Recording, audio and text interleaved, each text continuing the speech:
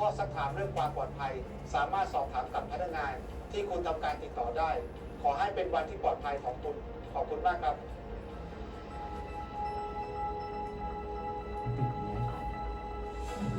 สวัสดีค่ะ สวัสดีครับ General Motor ประเทศไทย ตั้งอยู่ในนิคมอุตสาหกรรมอีสเทิร์นซีบอร์ด อำเภอปลวกแดง จังหวัดระยอง ผลิตยานยนต์ภายใต้แบรนด์เชฟโรเลตบนพื้นที่กว่า 400 ไร่ ประกอบไปด้วยโรงปั๊มขึ้นลูก โรงประกอบตัวถัง โรงพ่นสี โรงประกอบทั่วไป และศูนย์การผลิตเครื่องยนต์ดูราเมกดีเซล เรามีความยินดีที่ได้ต้อนรับทุกท่าน และขอเป็นตัวแทนพนักงานของศูนย์การผลิตมาบอกกล่าวถึงกฎระเบียบด้านความปลอดภัย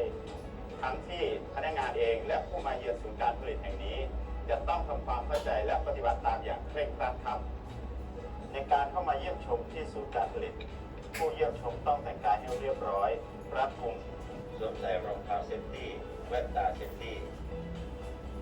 และงดการแต่งกายด้วยชุดกระโปรงสั้นกางเกงขาสั้นกางเกงยีนและเสื้อยีนทุกสีทุกชนิด เสื้อแขนกุดรวมถึงแหวนและเครื่องประดับที่มีความยาวที่สามารถเกี่ยวกับเครื่องจักรได้ครับสำหรับผู้มาเยี่ยมชมศูนย์การผลิตท่านจะได้รับบัตรผู้มาเยี่ยมชมบัตรผู้มาเยี่ยมชมสีฟ้าใช้สำหรับการเข้าเยี่ยมชมพื้นที่ส่วนอาคารสำนักงาน R5 โรงอาหารและอาคาร R50 ส่วนบัตรผู้มาเยี่ยมชมสีส้มใช้สำหรับการเข้าเยี่ยมชมในพื้นที่ส่วนการผลิตขอให้ท่านติดบัตรไว้กับตัวในจุดที่แสดงให้เห็นได้ชัดเจนตลอดเวลาที่อยู่ในศูนย์การผลิตอุปกรณ์คุ้มครองความปลอดภัยส่วนบุคคลจะช่วยป้องกันท่านจากอันตรายที่อาจเกิดขึ้นภายในพื้นที่ส่วนการผลิตซึ่งในแต่ละพื้นที่ส่วนการผลิตนั้น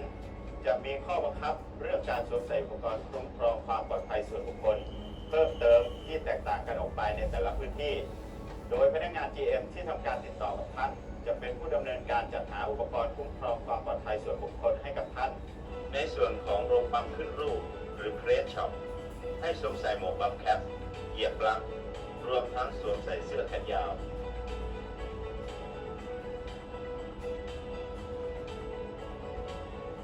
โรงประกอบตัวถังหรือบอดี้ช็อปให้สวมใส่หมวกบัฟแคปรวมทั้งต้องสวมใส่เสื้อแขนยาวหรือปลอกแขนหากไม่ได้สวมใส่เสื้อแขนยาว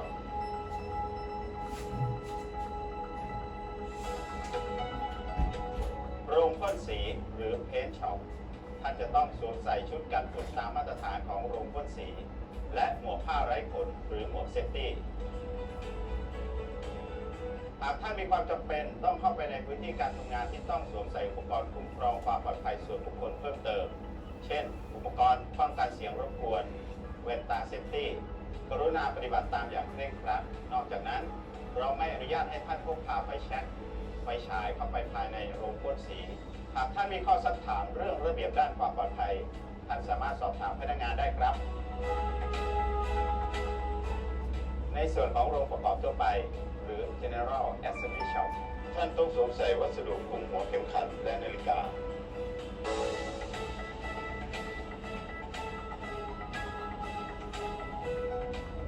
และสุดท้ายในส่วนของศูนย์การผลิตเครื่องยนต์ดูราเมกดีเซลท่านจะต้องสวมใส่รองเท้าเซฟตี้ตลอดเวลาที่อยู่ในเส้นทางเดินที่กำหนดและต้องสวมใส่แว่นตานิรภัยเมื่อเข้าสู่พื้นที่ค่ะและหากท่านมีความจำเป็นต้องเข้าไปในบริเวณที่มีการก่อสร้างหรือพื้นที่ที่มีการทำงานที่มีความเสี่ยงสูงกรุณาดูป้ายแสดงการบังคับใช้อุปกรณ์คุ้มครองความปลอดภัยส่วนบุคคลเพิ่มเติมเช่นหมวกเซฟตี้และสวมใส่อุปกรณ์เหล่านั้นให้ถูกต้องครบถ้วนด้วยค่ะในกรณีที่ท่านต้องการนำสารเคมีเข้ามาเพื่อใช้ในการทำงานหรือทดสอบภายในศูนย์การผลิตท่านต้องทำเรื่องขออนุญาตล่วงหน้าและต้องได้รับอนุมัติจากคณะกรรมการควบคุมสารเคมีของศูนย์การผลิตเท่านั้นค่ะหากท่านพบเห็นสารเคมีรั่วไหลกรุณาแจ้งพนักงานของศูนย์การผลิตที่เบอร์ต่อภายใน1911ทันทีค่ะเมื่อสวมใส่อุปกรณ์คุ้มครองความปลอดภัยส่วนบุคคลเรียบร้อยแล้วท่านก็พร้อมในการเข้าสู่พื้นที่ส่วนการผลิตเราของดถ่ายภาพภายในพื้นที่ส่วนการผลิตนะครับเมื่อเข้าสู่พื้นที่ของส่วนการผลิตพนักงานบริษัท General Motor ที่ทำการติดต่อกับท่านจะคอยอำนวยความสะดวกแนะนำท่านไปยังจุดต่างๆภายในพื้นที่ส่วนการผลิตขอให้ท่านเดินในทางเท้าที่กำหนดไว้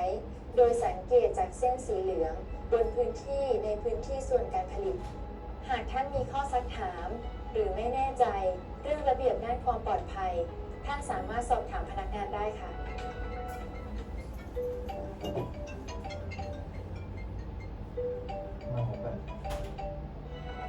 ข้อปฏิบัติของศูนย์การผลิต การใช้เครื่องมือสื่อสารทุกชนิด ถือเป็นการกระทำที่เสี่ยงอันตราย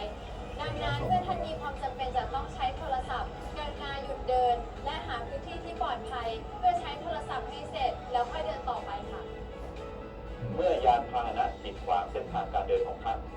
กรุณาหยุดโดยห่างจากยานพาหนะประมาณ 60 เซนติเมตร ยานพาหนะในพื้นที่ส่วนการผลิตจะขับอยู่ในอัตราความเร็วที่ 10 กิโลเมตรต่อชั่วโมง ในกรณีที่ท่านต้องการใช้ทางข้ามและมียานพาหนะขับมาในบริเวณนั้นพอดี ให้ท่านสังเกตและหยุดเพื่อรอสัญญาณมือจากพนักงานผู้ขับขี่ยานพาหนะ ดูเรียบร้อยแล้วท่านผ่านไปได้ก็แล้วนี่ ชิ้นส่วนการผลิตส่วนใหญ่มีความแหลมคม หากท่านมีความจำเป็นที่ต้องสัมผัสชิ้นส่วนการผลิต กรุณาสวมถุงมือค่ะ เส้นสีส้มตีเป็นแนวยาว คือจุดแสดงเขตที่มีการจราจรคับข้างในพื้นที่ส่วนการผลิต หรือที่เราเรียกว่า Orange Pass Zone ซึ่งผู้มีหน้าที่ภายในพื้นที่ หรือผู้ที่ได้รับอนุญาตเท่านั้น จึงจะสามารถเข้ามาในบริเวณนี้ได้ค่ะ นอกเหนือไปจากพื้นที่ส่วนการผลิตแล้ว ที่นี่